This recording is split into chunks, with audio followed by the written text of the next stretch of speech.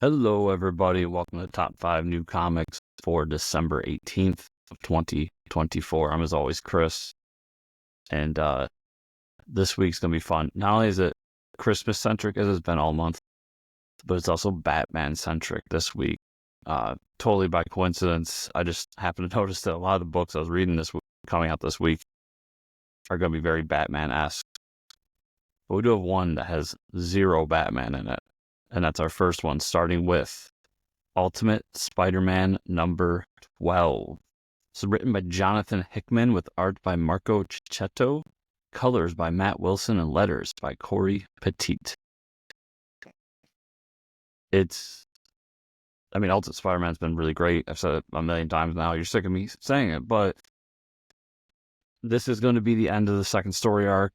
The first year of Ultimate Spider-Man is coming to a conclusion, and what a year it's been for this comic, this storyline, this creative team. And not only do we end it with, figuring out what's going on with Gwen and Peter and the whole family, and how this version of Peter and this version of Green Goblin are coexisting. But it's also a Christmas issue. We get Spider-Man and the Parker family and their Christmas celebration. So there's just a lot of good things going on here. This can be a ton of fun. And I just really look forward to more of the Ultimate stuff. As I keep saying, it's just been so good. Has been so much fun. It's a great parallel universe to the characters we know, and I have absolutely loved them. Let's get into Batman. So after that, I have Challengers of the Unknown number 1. This is written by Christopher Cantwell with art by Sean Izaakse, colors by Letterer-Romulo Fajardo Jr, and letters by Hassan Otsmane-Elhaou. So you're thinking, like, Chris, you said Batman. So Challengers of the Unknown is to me, an underrated cast of characters. Like, I always find them really fun, going on these adventures, doing these weird things.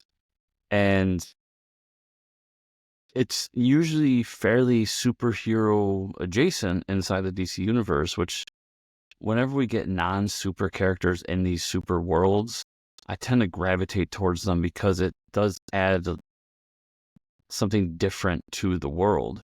And that's what Challengers have all done for me. But in this issue in particular, in this series in particular, we see the Challengers are now working alongside the Justice League inside the Watchtower, helping keep things going, checking for mysterious threats across the galaxy.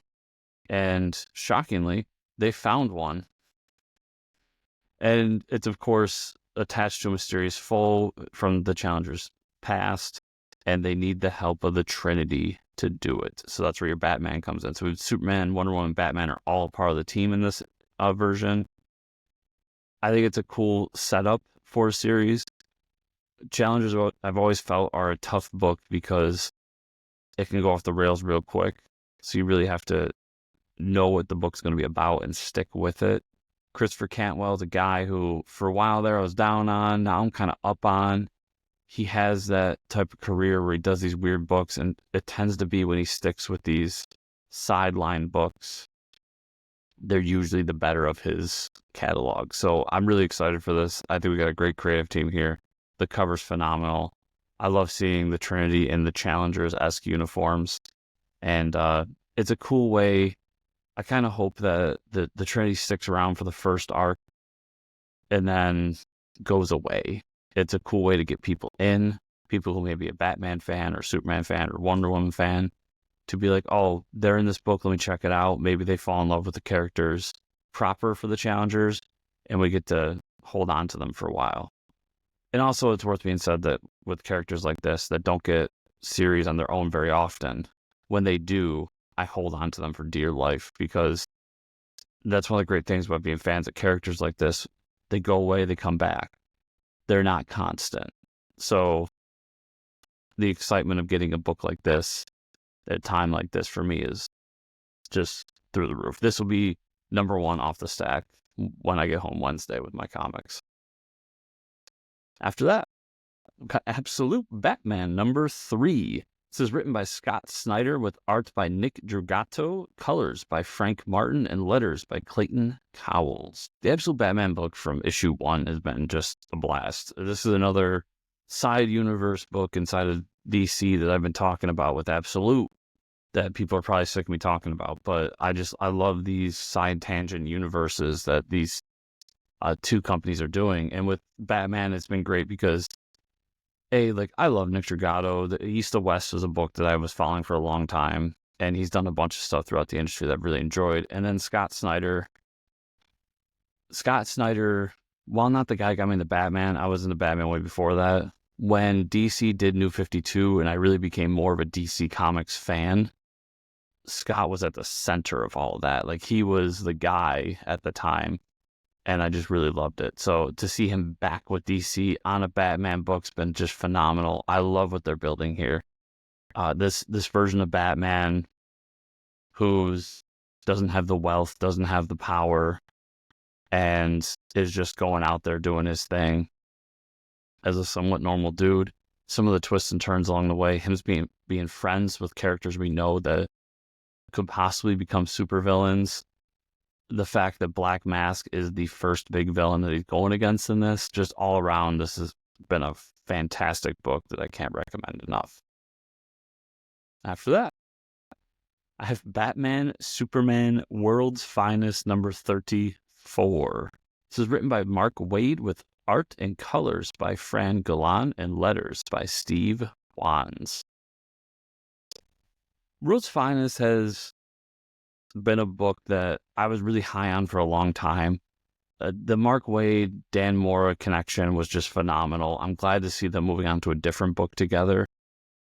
And since Dan Mora has done other things, I felt some of the quality wane a little bit. And some of that is that some of the characters they've used as villains have not been my favorites.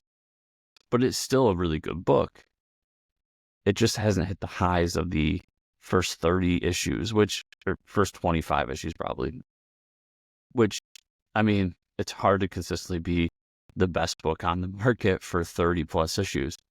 But that being said, I still really enjoy it. I still pick it up every week. I still think it's a great book. And now that we're out of the last story arc, which was an okay story arc for me, and we're not only jumping into a new one, but it seems like we're getting kind of a one-shot story here that has all the earmarks of stuff that I enjoy. So first, it's not Batman and Superman this issue. It's Batgirl and Jimmy Olsen teaming up to figure out what's going on.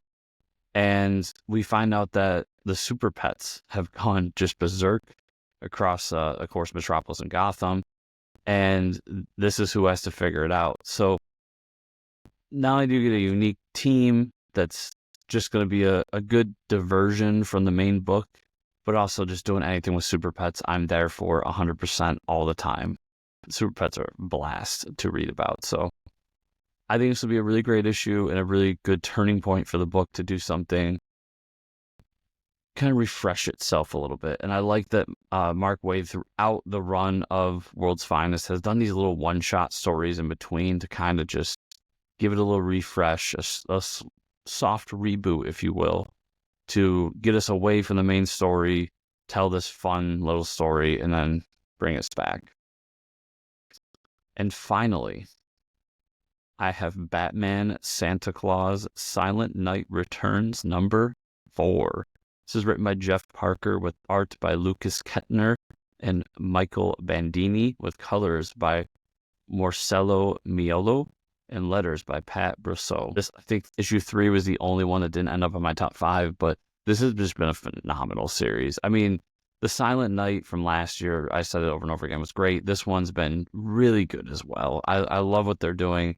They took the Justice League out of the picture, made this more of a Damian Wayne, Robin, and Santa Claus book than anything.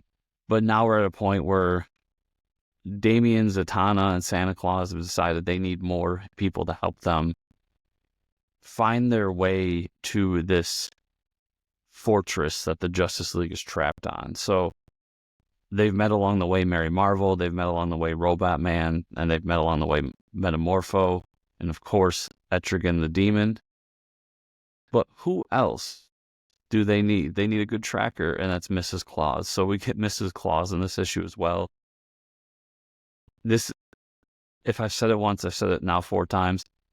This is a fun book that leads up to Christmas Day that is just so much fun. I can't say fun enough for you all. I really recommend checking it out. A weekly book. I believe next week's issue is the last issue, and leading right up to Christmas with the big conclusion. What more could you ask for? So it's an amazing title. So everybody, thank you so much for watching. Remember, if you want to follow me further, best ways to do it are on social media, whether that's X or Blue Sky or whatever you use these days. It's at Fortress Chris.